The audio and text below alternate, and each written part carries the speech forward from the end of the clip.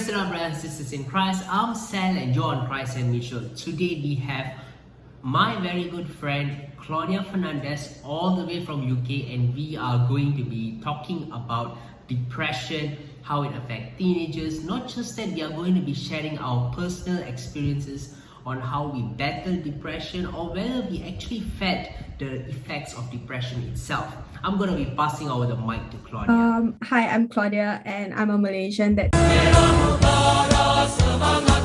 currently studying in the UK. And we are here to basically give our outlook on depression and how we battle with it as Christians. Painted heart.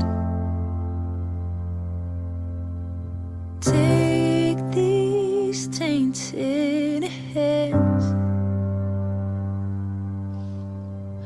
Wash me in your love. Alright, Claudia, for our first ever question, I want to ask you if you have ever experienced depression in your life. Like ever. I don't think I've experienced the full-fledged emotion of depression, and I'm very blessed to say that. But I think I'm definitely been a target of the emotions that lead up to depression. So for example, like heartbreak, like homesickness, these are all things that a lot of people can fall into the trap of depression if it's not nipped from the bud, like you have to cut it off before it gets too far, and depression is the final resort of it. So yeah, I don't think I've been a victim, but definitely a target. Alright, so for our next is that there are times where people want to go all sad boy, aesthetic, or gothic, because they think that depression is something cool, it's trendy, it's hip. And you can see almost in TikTok, Instagram, people posting that they are sad, but actually they are not. They just want to join into the trend. And what is your opinion on that? I don't think depression should be something that is even talked about lightly, or even the people who are like thinking that it's a joke, or like I want to act like I'm depressed. It's not something to be taken lightly, because it can be life or death for someone else, and we cannot make it such a light topic and a light subject. So no, I don't think I've ever felt left out when people are feeling depressed. I think I feel fortunate and I feel blessed that I'm not going through something like that. But my heart really does sympathize and empathize with people who are going through it, because it's not something that is chosen and it's not something that anyone wishes upon themselves.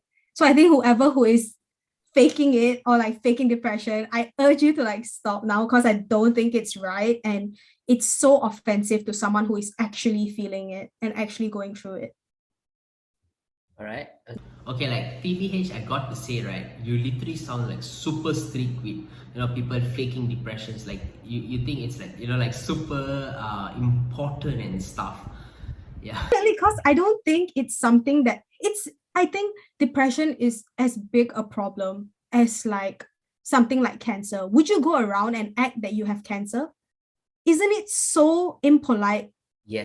But weirdly enough, people are still doing it. No matter we emphasize that depression is really serious, it's like super serious, but people are still they still want to think that being all sad boy aesthetic is gonna give them all the views that it. But doesn't mean that people are doing it means it's right. Yeah, exactly. Like for real, exactly. Like distinguishing between what's morally right and wrong. So Claudia, there's like tons of depression that you can see. There are like different causes, different types, different factors that brings depression to teenagers. But the most important thing, the most biggest highlight of it all would be love failure, because it's either the guy would cheat on a girl or the girl would be cheating on a guy, and that thing has been going around for centuries. So what is your thought on that? I've been heartbroken, definitely. Like I think a lot of teenagers go through it, as you said, but no, like I never resorted to like, because I knew that, I think because I was brought up in a Christian household, like I knew what the solution was, but whether I was willing to seek that solution, it was on my part to play, and I think when you do go through emotions like this, like heartbreak, someone cheating on you, something that's so out of your control, like you cannot control the situation, right? Yeah. But I believe that there is a God that is in control of it. So So you when have like been heartbroken situations, basically before.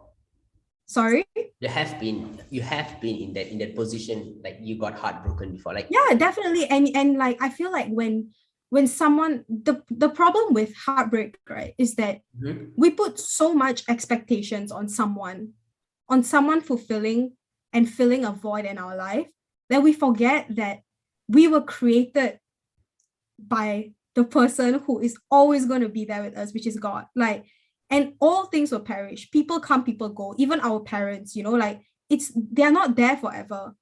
But if we place such a high expectation on someone and we replace, like we idolize that person, right, in a relationship, and I have fallen guilty to it. It's not something that Christians don't go through. Christians do go through it as well when we idolize our partner, and the minute they slip up or something goes off course, we lose purpose in life because that person was our idol. Like we lived for that person, which should not be the case. Like I learned it the hard way, but I feel like now, like as the person that God has. Claudia, so from what you just said, from what you just shared with me as well as whoever's going to be watching our video, you had heartbroken before, so which means you had an ex-boyfriend. So would you say that your relationship with Christ, was it stronger before you broke up, or was it stronger after the breakup? On someone fulfilling and filling a void in our life, then we forget that we were created by the person who is always going to be there with us, which is God. Like, and all things will perish. People come, people go. Even our parents, like they're not there forever. But if we place such a high expectation on someone and we replace, like we idolize that person, right, in a relationship, and I have fallen guilty to it. It's not something that Christians don't go through. Christians do go through it as well when we idolize our partner, and the minute they slip up or something goes off course, we lose purpose in life because that person was our idol. Like we lived for that person, which should not be the case. Like I learned it the hard way, but I feel like now, like as the person that God has personal experience. Sounds like a real personal experience right now. Yeah, definitely. And I think that personal experiences isn't something to be ashamed of. Like you feeling heartbroken is something that you should be proud of because it shows that you have emotions as a human. It shows that you're functioning right. I think I really thank God that God revealed my purpose and how I need to change my outlook in life. He like really removed any scales from my eyes to really see what the purpose of life is, and that a boy coming in and going from my life does not determine whether I have a happy life or a sad life. It's just temporary. All struggles come and go. So because I feel that this is my outlook in life now that I have cultivated. Anything that makes you like there's an obstacle, there's a challenge, right? Yeah. It's always a platform for you to experience God and for you to say, okay, I choose that I want to believe He is the creator. I choose that He is my savior. So I definitely think that even now, like I'm growing, like even in all the emotions that don't make me feel the best, it's all platforms and opportunities for me to experience God. So definitely I have grown so much stronger because God has revealed His intentions for me. Hi guys, I'm so sorry for kacawing in between. You'll probably be wondering, hey, why is Salman looking so different from that day, and why is it night on that day and right now it's much more bright? Okay, basically what happened is the quality got a bit affected, but Claudia's quality was perfect. Gotta give salute for her for actually having a perfect quality, but mine was a bit bad because I was recording using Zoom. My camera I was using the Zoom camera, so it was actually quite bad. So what I did was I made a short, I re-recorded the questions that I asked Claudia, but then whatever happened in the conversations, the short ones, those were actually straight out of what happened on that day. It's just that the questions were much more like, I re-recorded it right now. It's tomorrow, I'm going to be uploading tomorrow and recording it right now. Other than, love, relationship, those kind of things, what do you think teenagers go through to be able to fall into depression? Do you think that family issues could be a cause to depression, do you think? Family problems. There's a whole plethora of like reasons why people get depressed. Like for me, like one of the reasons that makes me a target of like such emotions is homesickness. Like I feel really homesick. Don't have to talk about it. Like, I mean, I heard from your dad that you actually been calling your parents at 3 a.m., kacauing them. They're not being able to sleep. I mean, he didn't actually tell all that, but what is that about? Disturbing your parents at 3 a.m.? That is a sign of homesickness. Do you not have pity for your dad? Do you not feel any pity for him? It's my mom that calls me, so it's not my fault. Like I tell them to sleep, but I think they are homesick. They are child sick. They're not Child homesick. They're child sick. So Yeah. yeah, it's a two-way thing. Okay. It's requited. Mhm. But yeah, I think struggles like homesickness and I don't know, like family problems, definitely academics. Body These are shaming. all. Sorry. Body shaming. People bully. Yes, definitely. Have you Body shaming is definitely. have you kena before? Yeah, I think self-worth. Okay, so back when I was a young boy, I mean not now, probably when I was around 8, 9, 10, around there lah. So back when I was a kid, I would often get bullied because of my name, considering that salmon is a fish name, right? So everyone like bully my name lah, they kacau my name a lot.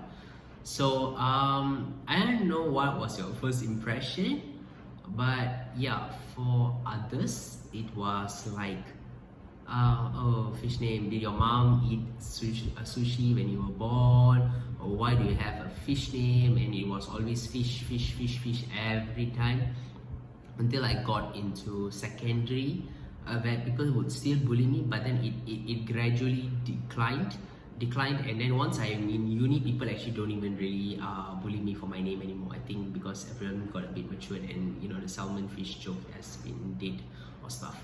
So do you think back when I was a child, I would often question my parents, like, why would you give me that name? Like, why that name? Why a lot of million other names? There's tons of names like Sean, and there's like Joseph and Jacob and blah blah blah. There's a lot of names. Why Salmon? Do you think it was right for me to question them of giving me the name? Because there are a lot of teenagers nowadays, they would question their parents, why you give me this kind of name? Why did you give me this kind of hormones or this kind of genetics, etc, etc. Do you think it's right for us to complain to our parents on why do they give us certain things that they can actually avoid giving? I think how you receive the gift is for you to dictate. I bet your parents had the best intentions in naming you Salmon, and they have their reasons for it, Yeah.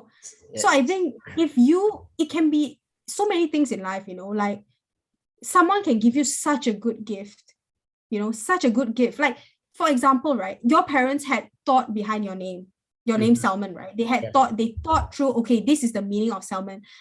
I can give you an example. My name, Claudia, was not even biblical. It was literally a random name that my parents thought about, and there's no significance to my name. Claudia, So bigger?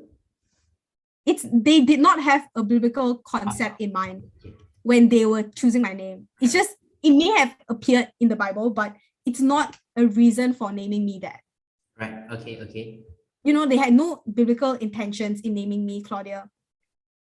So it's how you take the gift, like your parents can give it to you, but if you take the gift and just because someone else is criticizing you for it, it doesn't mean that it's a bad gift. It's just that other people can't see it's a good gift. And that's not your fault. And neither is it your parents' fault. Good point. So I don't think it's right. Like, obviously you feel angry, like when you're like, mom and dad, you could have made my life easier by giving me a different name. But that doesn't mean that it's wrong. You can feel something, but it doesn't validate it. You know what I mean? Yeah, I get it. Moving on, we are going to be talking on, there are two types of people in today. There we would have the straight ones, and then we have the other ones, aka the LGBTQ community.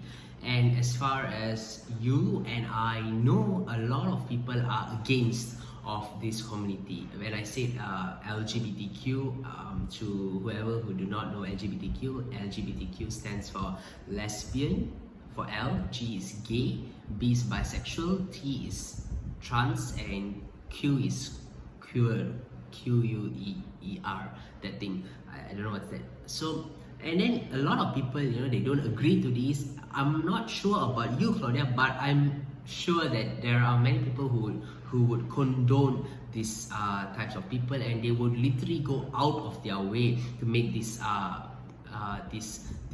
community's life miserable in a way. So, in your opinion, as we both know, if we were to look in the terms of Christianity, it's actually wrong, and it's unacceptable for a man to have same-sex relations with another man, and a woman to have same-sex relations with another woman, or a man to wear a woman's clothes and a woman to wear men's clothes. Nevertheless, we are still living in the world, and I would like to know, on your point of view, what do you think? Is it right or wrong for us to hate this community? So yeah, I would really love if you could elaborate on that. We're going to be police of the Bible, right? Okay, Shouldn't we be judging ourselves as well? true, but If you're so easy to judge someone else, right? Or someone is part of the LGBT because that community, causes even though or gives people depression, you know that, right? I mean, it can be a yeah, I little- mean, so do so many other. Okay, I just want to make it clear that I'm not condoning same-sex relations and stuff as a Do Christian. you support it? I don't support it. Okay, But it doesn't mean that someone who is any less of a person than me. I'm not greater than them. We are equally on the same level playing field of sinfulness. okay. Me and someone that prefers same-sex relations are the same. We are equally sinful and Right. equally broken as people. Okay, so I just want to make it clear that I'm not putting myself on a pedestal just because I'm heterosexual. Just because I'm straight, it doesn't mean I'm a better person than someone that is homosexual. Do you know what I mean? Yeah. So I think that if people are making fun of like people who are part of this LGBTQ community, and they themselves are broken people who are sinful, which is everyone, it's super hypocritical. I think it's so hypocritical when you are making fun of someone else for something that they are struggling with. It's not easy, to be someone who is homosexual, especially in a place like Malaysia. Oh, you don't have to say about that. Yeah, very. Yeah, it's not easy. So do you think that person wakes up one day and it's like, oh, for the fun of it, I want to make my life horrible and make my life a struggle? No one wishes that upon them. But yes, they may be a little bit lost in the sense that it's not aligned to what the Bible teaches us. But it doesn't mean that everyone else is perfect. Even a person who is straight, right? They could be equally sexually sinful as someone who is homosexual. Okay, Talk about talk about people having sex before marriage and stuff like this. This is equally a bad sin as someone being homosexual. So why is everyone focusing on, oh, it's because you're homosexual, it's a big problem? Why not you go and judge the people who are having sex before marriage? How about that? So teenagers, whenever they fall into depressions or in depression, or whenever they often face emotional changes in their life, and both of us are from different genders. So you're a girl and I'm a guy, and girls are much more different in things like they are much more as people often say, girls are possessive, girls are much more controlling, easily jealous, and all these kind of things. They don't trust their their boyfriends, their guy partners and stuff. And sometimes the boys would feel like a bit caged, and do not get any offense, but guys will feel a bit caged and stuff. So yeah, don't get any offense. It's the facts. It's facts. If the person is bringing like depressive feelings to you, that person is not for you. It's equally the partner's fault for staying in the relationship. But there How are can you blame it all on one person? okay, like you said, they are not matched, they are not compatible with each other, etc. But what if they are married, and then all of a sudden, the girls started the wives or the partners start giving emotional distress to the guys. For example, everyone else would have known that Will Smith and Jada, that thing, that little thing going on, and how Jada would make Will Smith less of a man, about that. So it caused depression to the guys if the girls are starting to give this kind of emotional distress. And what do you think on that? Then that is something you definitely need to discuss with your partner, that like these toxic traits need to be changed. And I'm sure God will be there to intervene. If it's a Christian marriage, right? Confirm God will be there to intervene and to help open the mind of probably the wife or whatever that is imposing these kind of emotions onto the husband. What are there like recent experience for you to like validate that what you just said? Like I think experiences are what I experience is not something someone else will experience. So I think it's a bit of like a dead end. Like if I testify for it, it's just a conversation, but it's not something that someone else will experience. But I think if you're Christian and the other person is not Christian, you can still believe that this person is God's child, and that whatever you pray to God, right? God cares more for your partner than you can ever care for your partner. So we must understand that if God doesn't distinguish Christian, non-Christian. Oh, he's non-Christian, not my child. He's removed. No, we are all creations of Christ. Right. So if we believe in that, we can believe that God will also reach out to people who are non-Christians. Okay. And he does. He still wants to save them. He's not there to condemn them and give them eternal judgment, like he still wants to save them. Right, so you guys heard that Claudia said if it's a Christian marriage, God would intervene in your life. But now you'll be asking me, what if it's a non-Christian marriage? Alright, what happens if it's a non-Christian marriage? What happens if it's a non-Christian relationship? So guys, if it's a non-Christian relationship, what I would suggest is for you to go out with your partner, sit down, tell it all out. Whether it's gonna hurt them or not, tell everything out. Lay it all down. Just lay it all down on the playing field and tell, okay, these are the things that I do not like about you. These are the things I like about you. We have to adjust to this. You have to adjust to that. Everything. So once your partner and the mistake that you guys have been doing, which brings the ruin to your relationship, that's when the both of you can hold hands and work together to build the relationship up. And let's just say if you guys need a prayer for us to pray, do feel free to ask both me and Claudia. Just give us a text and we would definitely be more than happy to pray for you. Alright, so moving on, do you think it's really hard for us Christians to reach out to the non-Christians, especially here in Malaysia, since like you said that not everyone can be really open about things, and we do have other religions going on, other races going on, other kinds of cultures and beliefs going on. Do you think it'll be really hard for us Christians to reach out to the non-Christians, especially in matters such as depression and mental health awareness? I do think it's hard, like that. It's especially because Malaysia is a Muslim country and people are not as open to Christianity as elsewhere in the world, So I think it's definitely hard, but there's so many ways that you can live out your life as a Christian. Even your perspectives, the way that you talk, the way you present yourself as Christ's ambassador, right? It all goes to portray an image of what Christianity is. Okay. So I think that you can also reach out. It's not about standing in the middle of the street and preaching. Maybe God called someone to do that, but that's for them. It doesn't mean that it's called for every single person.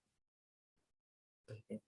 All right. So you and I, we have people guiding us. We have people telling us, advising us and stuff. But there are some people, some teenagers, when they fall into this kind of heartbreaks and stuff. The first thing, for us, what we do, our parents and what we learn is, we go to God and we start praying. But some people, the first thing they do is, hit up their friend, and the friend will be like, okay lah bro, you know what would make you feel better? Let's go out and have a drink. You know, just just pour all your sadness away in that drink. And as far as I know and as far as you know yourself, this is really the wrong method lah. So what is your input on this? Definitely, you're more vulnerable. You're definitely more vulnerable to like Those obliging kind of to things like this, Yeah. to resorting to like drinking or like like just going down that pit hole of like depression basically. Yeah, exactly. But I think if you focus on yourself first, you focus on how, even though this person made me feel this way, right? Yeah, huh? It's not my duty to make them feel bad. But it's like, I don't see it as, I personally, even though obviously there's that slight tingle in me, like, oh my gosh, I just want you to imagine just how bad I feel right now, like how horrible you made me feel. Obviously, you naturally have that emotion of wanting that. But when you think deeper, right, where does that lead to? What benefit do you gain at all I think from making the other person feel bad? Exactly, because that's the thing, is that if you are so caught up in making other people's life miserable, you end up it being a reflection of your life. Yeah. It becomes a reflection of you, like you making someone else miserable, you will become miserable as well. But if you are there to be like, okay, I'm going to work on myself first. What happens to her, it's up to her. It's between her and God. I can pray for her. I can try to, ask God to show her what she did was wrong and to really convict her, in her heart. That is more powerful. God's conviction, this is how I believe it is, God's conviction on someone's heart is so much more powerful than what any earthly human can do to a person. When God convicts, right, it really digs deep into your heart and it pierces you like, oh my gosh, I'm such a horrible person for making someone feel like that. That is the most powerful tool that you can have. And the only way you can activate that tool is through prayer, through requesting that So from it's God. basically what you're saying right now is we don't do anything. Just let everything to God. Let God to handle it. We just sit back. Yeah, but I mean, obviously, if you're going through domestic abuse and someone is whacking the daylights out of you, you're not just going to sit there and be like, oh, let God take care of it. Obviously, God gave us wisdom as well as humans. He didn't create us with a cat's brain. He created us with a human brain in his likeness. So obviously, we have our own wisdom. But all these kind of things like emotions, the way we want to be so vengeful towards someone else, these can all be brought to God, for God to take his course on that person, not for us to take it. Because if everyone is like, I must make the world fair, the world is never fair and it will never be fair. There's always going to be differences and someone else may be having the upper hand and someone else will... Exactly. So it's never fair. Like you, like just because she cheated on you, it's not fair to you. Probably you treated her so well. But it's not fair. But are we here to say and complain, oh my gosh, it's not fair, it's not fair? If you don't take the problem into your hands and be like, I can fix this with God by my side, then you are just a victim. You're just there and you just get all these kind of things inflicted on you. Yeah. So that's how I see it. Claudia, are you from a government or private school? I've been in government for I think 4 years of my life. Then I went to international. My personal experience, have I ever got bullied before for being fat? Not really from my friends, but my mom would often be like, you're getting fat already, and I don't think that as like body shaming lah. But okay, I'm the kind of person who would actually, I love eating, I love food a lot, I love experiencing different kinds of food, and that actually got me a bit of a tummy here and there and yeah, when my mom bullied me, I don't really care basically, because she's just playing in it. But then there are some people who are much more sensitive to this kind of things. When their friends be like, why are you so fat, which girl gonna date you, you look so ugly, you look like a marshmallow, you look like a balloon. And this kind of body shaming would actually bring teenagers into depression, because they start feeling insecure and not confident about themselves. And I really want to know, what is your idea on this subtopic specifically? Yeah, I've definitely been a big victim of body shaming when I was in like the minute I entered Being a international victim? school. Super bad. Like No way. I used to be severely overweight when My I was mom in. said that you look cute when you're young. So what part of it was the body? Well, shaming? my classmates did not think I looked cute. Okay. Your mom may think I look cute, but my classmates didn't think I look cute. So they bully So you. it was so bad to the point that I literally like I had no friends in school, and I Primary? used to like eat lunch by myself and stuff, and it was really, I mean, in the grand scheme of things, eating lunch by yourself isn't a bad thing now. But when you were at that age, eating lunch by yourself is literally you're the outcast of the group. Yeah, isolated basically. Yeah, you're isolated. But like it was so bad to the point that, and this is before like I became super Christian and stuff. Like I knew about God, but I never like knew my worth in him, you know? So And like I had like eating disorders and stuff. What did you kena bully for? I mean, you're probably a what? For being 13-year-old? fat. For Wait, being were you fat. fat? Yeah, until I only lost weight when I was like 13 or 14. But before that, I was severely overweight. Do you have a picture of you? Yeah, when I was fatter. Okay, maybe one day you can show it to me. Like one day when I see you, not here. I do not want anyone to see that, but one day. No, it's the true me, so I'm not afraid of who I was. I'm proud of Do who you I have a am. picture now? No, I don't have it now, but Okay. I do have pictures, definitely. How fat were you? Around, I don't know, kid could weigh I about was 50, 60 kg. I was like 140 cm tall, and I was like 65 kgs. You call that tall? That's short. Yeah, but like height, I was Yeah, 140 cm, and I was 65, which is far. I think it broke the BMI scale, man. Like it's bad news. So But people literally don't want to be with you just because you're like a fat. yeah, because I wasn't attractive. And Wait, are you trying to say that people who are fat are not attractive at all? that's what people thought I mean, what do of you think? me. Are fat people attractive? No, I don't think it. I define attractiveness as more than just a physical look. For me, attractiveness is the person, the essence of the person, not the shell of the person. So before we actually came for our meeting up, so what happened is I put on an Instagram poll where I asked people what people actually do for when they get depression, and some of the answers I got was tattoo. They tattoo themselves. Honestly, I'm not a okay guys, I know you guys are seeing this. I'm not a big fan of tattoo or inking or stuff like that. I really don't like tattoos. I would not tattoo myself at all. I don't like it lah. It's not that it's against the religion or what. It's just that I don't really have a personal preference on tattoo, and I don't really like them at all. But I don't mind people having ink lah. But let's see what Claudia thinks on guys. Tattoo? Tattoo, tattoo. Tattoo. Oh, right. Like inking, like having ink. Yeah. Yeah, ink. Being inked. Yeah. So, yeah. are you a fan of being inked? Personally, Honesty is the best policy.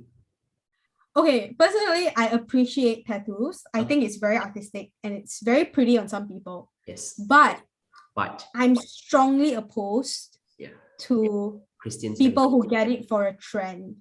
Like, because I feel it's something that is so long term, and in a Christian perspective, right? Like, I would never be someone who gets a tattoo that does not bring glory to God's name.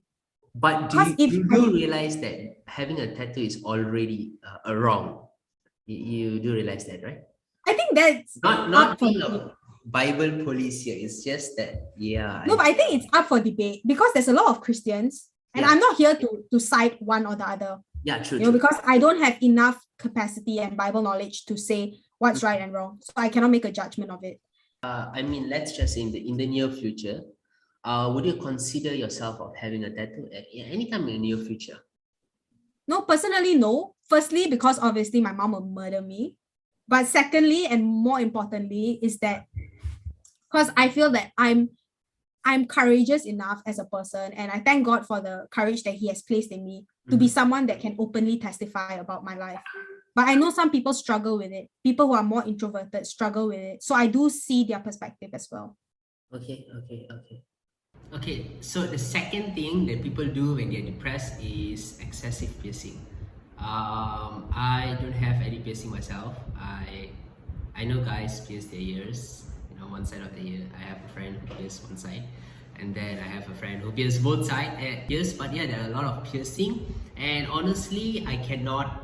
I mean, I don't know lah what to say, but you're a girl, and you know much more things about piercing. So I really would like to know on your input about piercing. But I have a few piercings, but I never got it because I was depressed. But Right. more so because I liked it. So I can't relate to people who get Do you think it's right piercings for because them they're to depressed. pierce themselves because of depression? I think resorting to like something like this, I don't think it's not a long-term solution. Do you know what I mean? Yeah, I get it. It's like tattoos. Like, so you get the tattoo, then what? You get the piercing, then what? You get a new boyfriend, then what? It's not solutions. So if you're someone that is looking for a permanent solution, not a temporary solution, a distraction. I don't find these solutions at all, by the way, like piercings, tattoos, and stuff.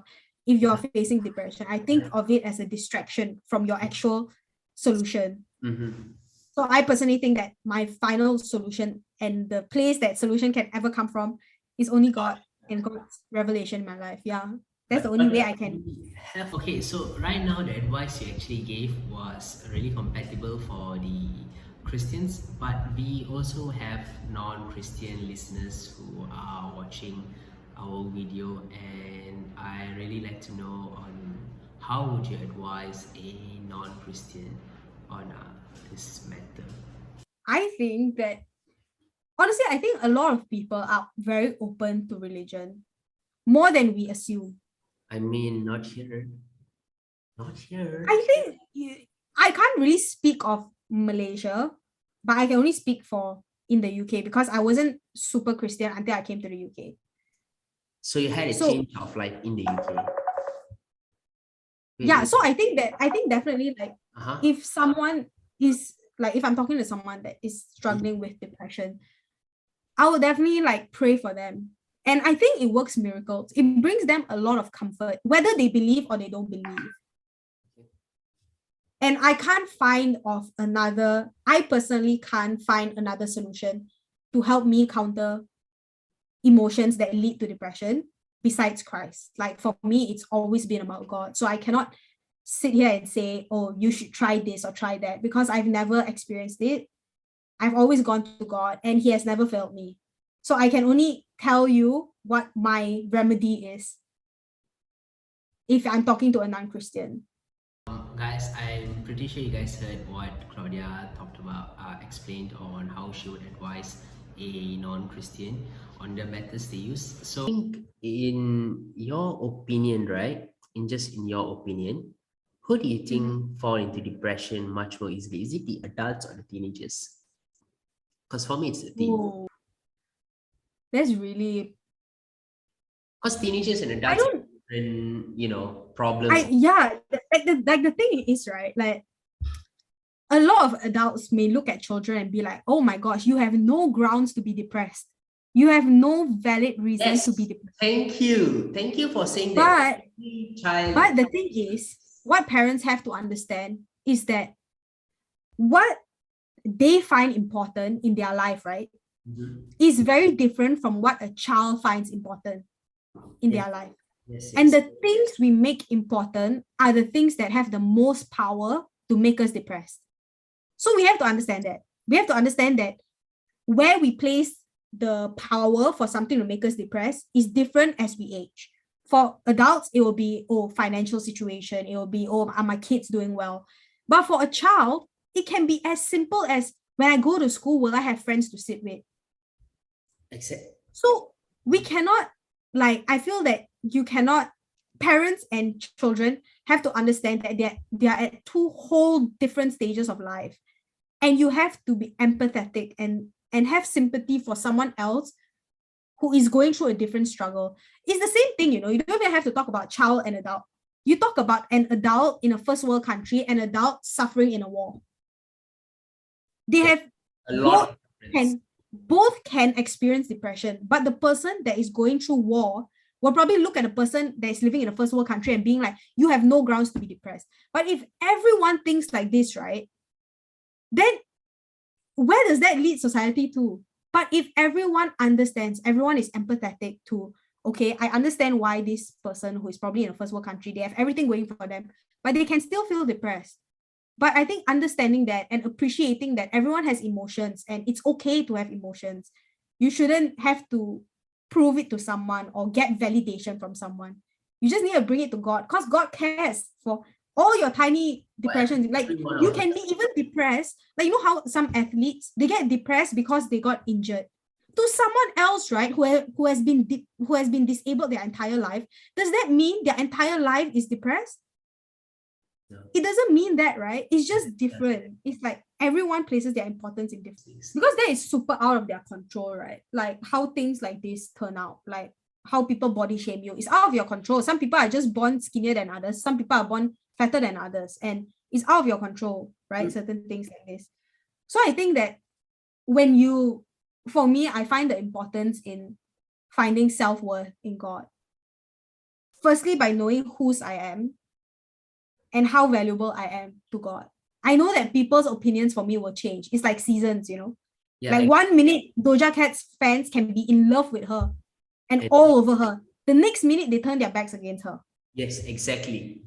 You know, it's the same thing. But if you place your worth and like, oh, what these fans think of me determines exactly who I am as a person, then your worth fluctuates with how people feel with you. But if you place your worth in Christ, and say, okay, my worth depends on how Christ feels about me, then whether people come in your life or they go out of your life or what they think of you, as long as you know you have the right footing with Christ, right, you will be at peace with it. Right. You know, but it doesn't mean that it's not valid to feel depressed when other people are making fun of you or thinking that you're doing something so wrong. But I think the ultimate validation that people should seek is from God. Yes. Because his opinions stand still from the beginning of time. You know, they don't fluctuate. Yeah, they don't. His character is faithful to any time and any century, you know. Okay, alright guys, so I'm pretty sure that you guys have been seeing it's been 40 minutes of me and Claudia just sharing experiences, advising, you know, talking about mental health in whole. And I'm pretty sure you guys be wondering, hey, why is it like hanging a bit? Okay guys, what is the problem is right now is the whole video is 1.5 hours, and what I'm planning to do is it's a last minute change. Claudia don't even know about it. It's a last minute change. What I'm going to be doing is on today morning, you'll be watching the part 1. If you guys enjoyed our little talk on mental health, I hope you guys can just comment and comment on what else do you wish for us to talk on. And not just that, I hope you guys can share it to your friends, because I made my account public. So it'll be much more easier, because before this it was private, so you guys can't share that. So now, because I'm doing this, I made it public, and then you can like share it to your friends and stuff. So I hope to see you guys for the second video, and please share around to your friends. And until then, do take care, bye bye, and much love. Featuring. Also, don't forget to subscribe to my YouTube channel, Christ and Me featuring Sal. I'll link the description down below. Don't forget to share. Thank you and much love to everyone.